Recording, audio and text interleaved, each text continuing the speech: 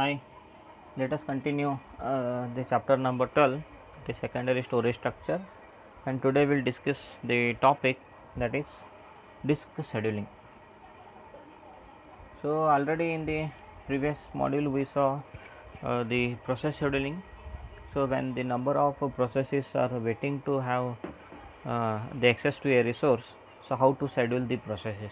So, there we saw the different algorithms that are nothing but the process scheduling algorithms. In the same way here also, so when we have a disk drive, so the several number of disks will be there, and whenever there are the number of requests to read the content of the different disks, so how to schedule those disks? So that is nothing but disk scheduling here. So here also we have some algorithms. Out of the most of the algorithms are again similar to the process scheduling algorithms. So today we are going to discuss all those things in detail one by one. So disk scheduling. So we know that the operating system is responsible for using the hardware efficiently. For the disk drives, this means having a fast access time and disk bandwidth. So the access time has two major components. So the access time is having the seek time and the rotational latency. The seek time is the time for the disk arm to move the heads to the cylinder containing the desired sector. So in the last lecture we saw, so what are these, what is meant by track, what is sector, what is cylinder, how exactly the disk arm is going to move the read write head to a particular sector on a track to read the content of that, and so on. So in line with that discussion, today we have the seek time. So the seek time is the time for the disk arm to move the head to the cylinder containing the desired sector.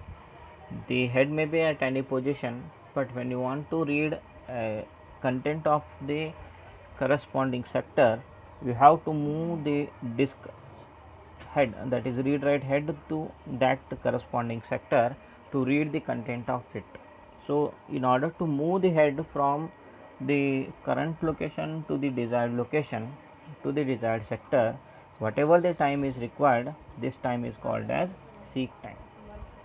So the next one is again rotational latency. So latency means again it's a delay. So rotational latency, it is the additional time waiting for the disk to rotate the desired sector to the disk head, because in order to move the head from one position to another position, so there may be the requirement of moving or the rotating the disk itself, because we know that the disk will be continuously rotating. So in order to move to a particular location, so whatever the additional time waiting, it is called as the rotational latency. Third one is storage area goal should be to minimize the seek time. So to understand this, you just look at this particular figure. Approximately, so this is an example of storage area network.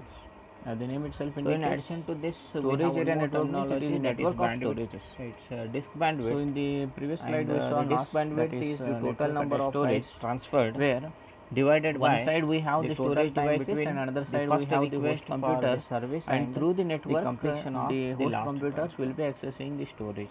So with this, but here that is possible if the number of start the discussion is limited and all are of the same type scheduling algorithm, the same technology. But whenever so again we have the storage devices, the storage devices may be algorithm of different types. They may be using the different technologies and so on.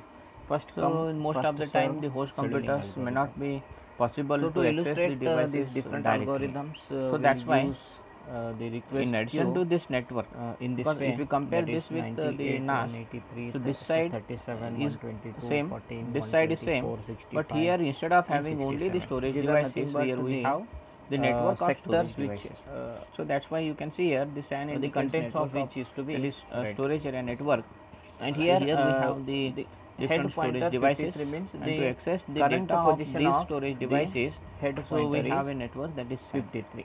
So again, in order to process these requests, we have the different servers, the different protocols will be running for this, Okay. In addition to this, there will be current position of the head pointer is like the data processing system. So the head pointer is web content provider, means it has read the content of the sector. You can consider the NAS is for the limited use request when the number of devices, the storage devices and sectors is given client devices. So it is again a request queue. But when you move further for the larger organization, so again it depends on the algorithm the storage which is network for this used to decide. So that's what given here. Which sector is common in large storage environment. So here it is first come first served, means multiple hosts are attached to multiple storage arrays served first.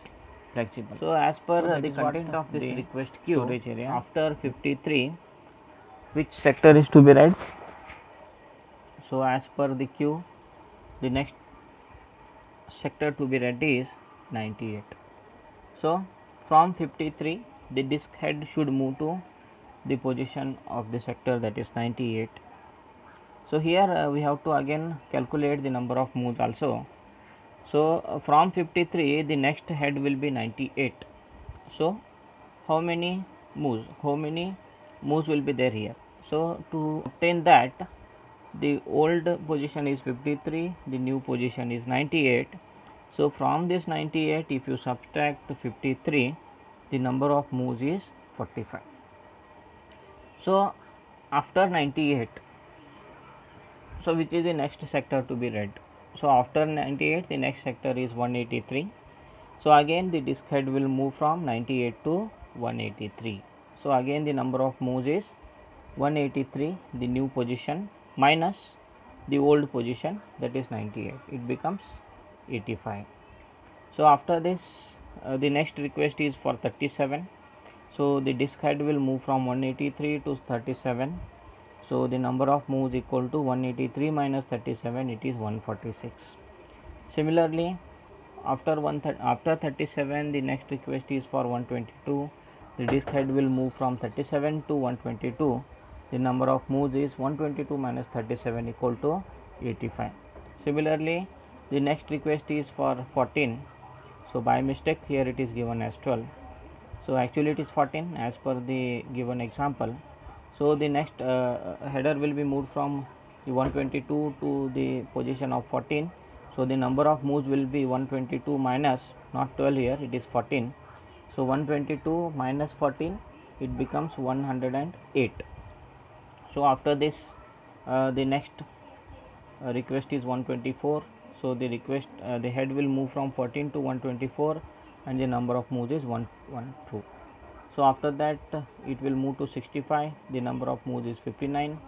From 65, it will move to 67. The number of moves is 2. So the total number of moves, so considering 108 instead of 110, so it is 642. So here as per this, the total number of moves will be 644. The same is shown through this particular graph here. So as we saw, the current head, that is the head starts at 53. So from this 53 it will move to 98. From 98 it will move to 183. From 183 it will move to 37. From 37 to 122. From 122 to 14. From 14 to 124. From 124 to 65, and from 65 to 67. So in this way, the head is going to move from one position to another position, and going to incur the total of total head movements of, I think, 638. So this is about the first come first served disk scheduling algorithm. So the second one is SSTF, that is shortest seek time first scheduling. So in the previous algorithm, we saw that whenever a request comes, so without looking at where exactly the new location is, we will be moving the head from one part to the another part. In most of the cases, we will be moving the head from one position, one side to the another side. So this is where the total number of moves increase. The total number of moves will be increased. So that's why in order to reduce the total number of moves, so we have the second algorithm, that is shortest seek time first. As the name itself indicates, shortest seek time first. Shortest seek time first means starting from the current position, we have to check which is the nearby position which is to be read, and based on that it is going to read the corresponding content. So again, so let us start with the same initial position. So I think the initial position was what was the initial position?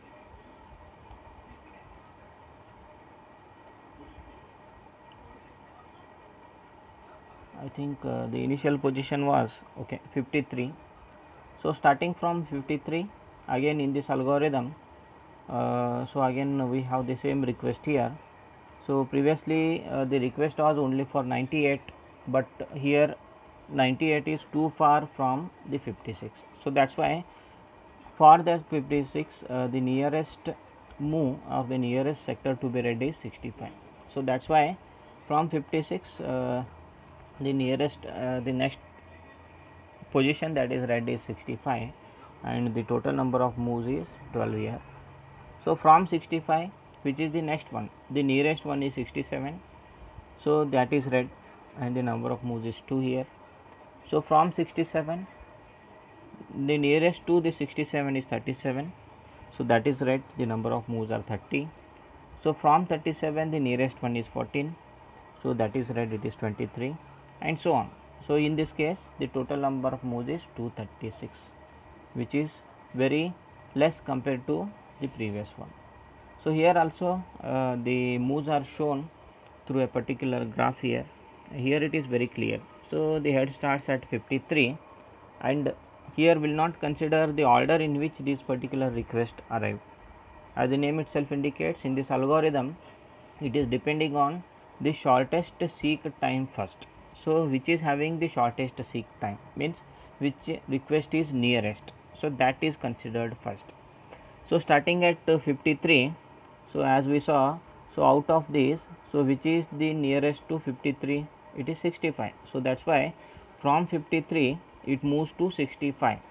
So from 65, which is nearest? 67. So that's why from 65 it will move to 67. So from 67, which is the nearest? So for the 67, the nearest is 37 if you observe carefully. So that's why from 67 it will move to 37. So from 37 the nearest is 14, so that's why it will move to 14. So from 14 there is no any nearer, so the nearest is only 98, so that's why from 14 there is a move to 98. Again from 98 there is a move to 122, then 124, then 183. So in this way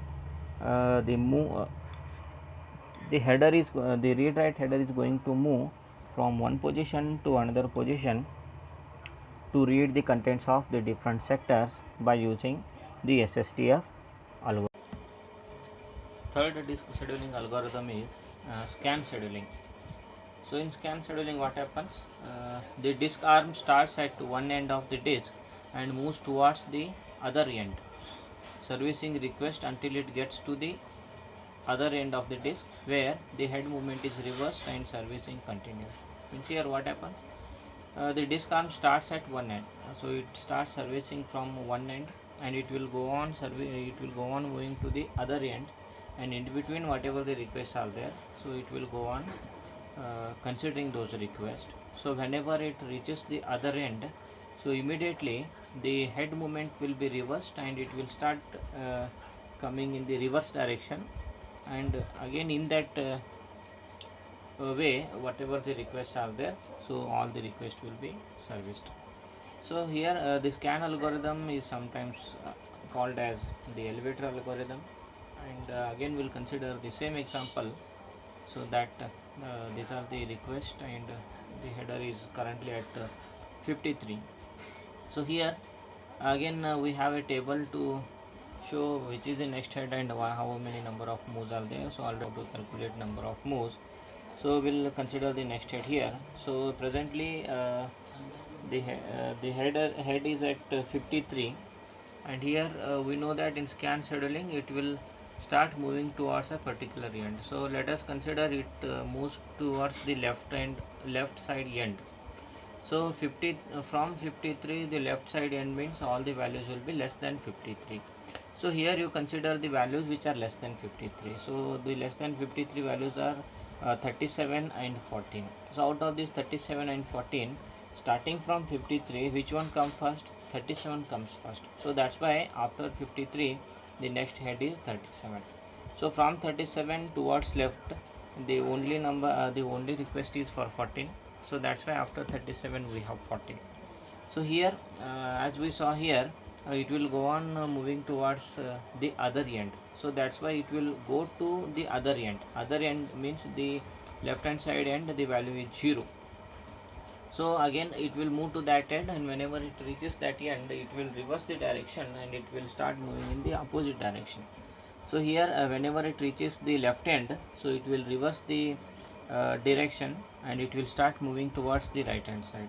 So again whenever it starts moving towards the right hand side, so except 4937, so which is the number, the request that comes after these two. So here if you observe these things, so next element that will come in between in the way is 65. So that's why after 0 it will consider 65, and after 65 towards right we have 67. So after 67 towards right we have 98, after 98 to 122, after 122 124, and 183 is the last. So as a result, by this scan scheduling algorithm, the total number of moves will be 236 for our example. So let us see again the graph for this, which will clearly show how exactly the moves will be taken place. So here again this is the queue, the head starts at 53. So here the presently head is at 53, and here in the scan algorithm we know that when it will start moving towards one end, so we have considered that the head will first start moving towards the left hand. So whenever it is moving towards the left hand, the first request is 37. So after that 14, and it reaches the 0. So whenever it reaches the 0, it will reverse the head and it will start processing towards the right. So towards the right, the next we have 65, then we have 67, then we have 98, then we have 122, 124, and 183, as we saw in that table also in the last slide. So in this way this scan algorithm will work. So next we'll see one more version of this scan. So it is C scan. So C scan, C stands for circular here. So C scan means what happened here. So whenever again it is similar to the scan only.